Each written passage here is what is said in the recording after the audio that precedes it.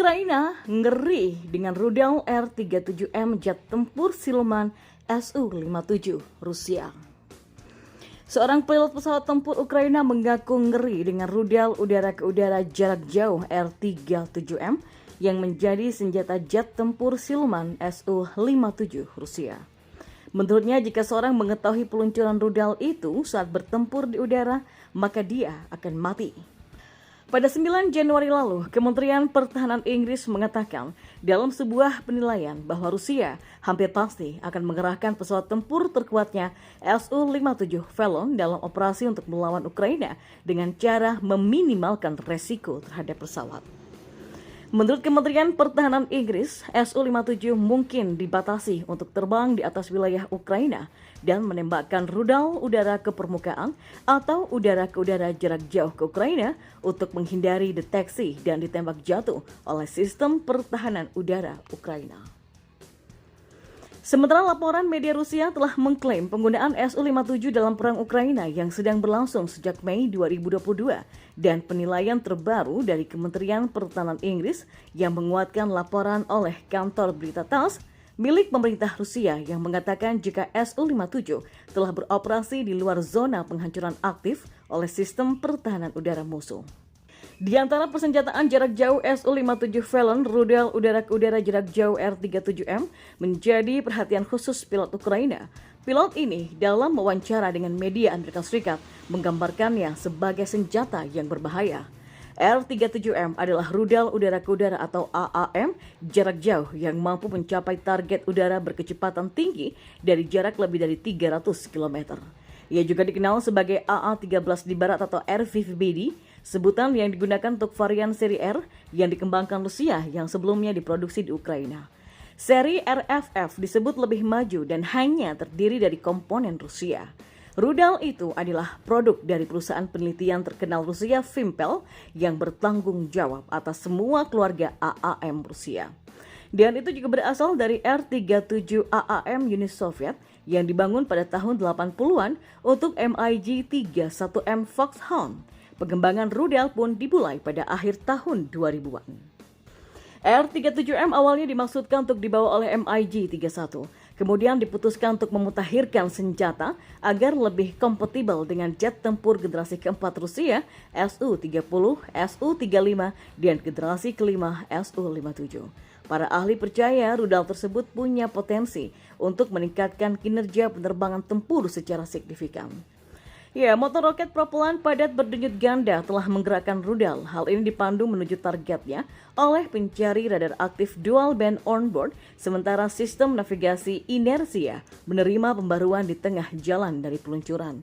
Menurut klaim pabrikan, selama fase terminal keterlibatan rudal, pencari di dalamnya dapat mengunci target dengan penampang radar seluas 54 kaki persegi di sekitar 40 km atau lebih. Mirip dengan R-37, R-37M dilaporkan dapat membawa hulu ledak nuklir untuk menghancurkan formasi pesawat atau rudal yang lebih besar. Pasukan Dirgantara Rusia atau VKS mulai menggunakan R-37M untuk melawan Ukraina pada musim panas lalu. Sejak itu, pilot pesawat tempur Ukraina khawatir karena rudal jarak jauh mengancam pesawat Ukraina bahkan ketika ditembakkan dari dalam wilayah udara Rusia. Sementara Angkatan Udara Ukraina juga telah mengembangkan taktik untuk meminimalkan ancaman yang ditimbulkan oleh R-37M dan taktik tersebut hanya membatasi kemampuan pilot pesawat tempur Ukraina untuk melakukan misi mereka. Karena kami memahami taktik mereka selama keterlibatan rudal R-37M, jadi kami menciptakan teknik kami untuk membantu menghindarinya. Tapi tetap saja itu membatasi kemampuan kami untuk menjalankan misi kami. Tentu saja jika Anda yang sedang bermanuver, kami tidak dapat memberikan serangan udara atau yang lainnya. Jadi permainan ini masih sangat sulit di udara dan sangat beresiko. Jika Anda tidak mengetahui peluncuran rudal, maka Anda akan mati. Kata seorang pilot MiG-29 Ukraina dengan tanda panggilan Jewish kepada The Drive yang dilansir pada Jumat kemarin. Dikombinasikan dengan Su-57 yang memiliki fitur siluman, rudal ini menjadi semakin mematikan. Pakar barat percaya rudal itu dirancang untuk mengalahkan pesawat peringatan dini dan kontrol udara atau AEWNC dan juga aset bernilai tinggi lainnya. AWACS di Polandia dan juga Rumania yang beroperasi dalam mode 247 diduga gagal mendeteksi pesawat generasi kelima Rusia menurut laporan Euro Asian Times pada bulan Oktober kemarin. Kegagalan itu mengakibatkan pesawat tempur Su-27 Ukraina ditembak jatuh oleh rudal L-37M yang ditembakkan dari Su-57 yang menandai pembunuhan udara ke udara pertama oleh Su-57 Felon. Namun demikian, laporan tentang Su-57 yang beroperasi dari wilayah udara Rusia yang aman menunjukkan peran minimal pesawat siluman pertama Rusia dan satu-satunya jet tempur generasi kelima yang disebut-sebut Moskow sebagai pesawat yang melampaui F-22 dan juga F-35. Para ahli berkomentar jika Su-57 sama silumannya dengan rival-rival Amerikanya, maka pesawat tersebut diharapkan terbang tanpa terdeteksi di dalam wilayah udara Ukraina untuk menekan pertahanan udara musuh.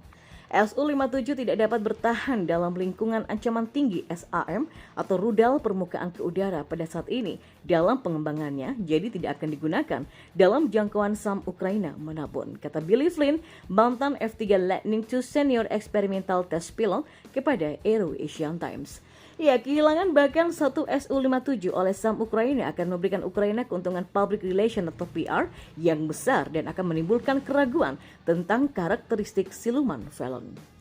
Dan pesawat tempur ini akan menjadi dasar untuk pengembangan di masa depan.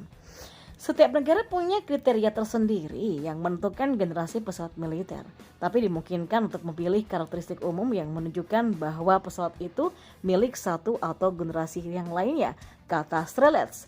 Jika kita berbicara tentang pesawat tempur generasi kelima, maka ciri khas mereka adalah persyaratan untuk kemampuan penerbangan jelajah supersonik. Karakteristik signifikan kedua adalah persyaratan untuk tingkat visibilitas radar, inframerah, optik, dan juga suara yang lebih rendah dibandingkan dengan pesawat generasi sebelumnya. Tapi saat membuat pesawat baru, tentu ada juga persyaratan khusus.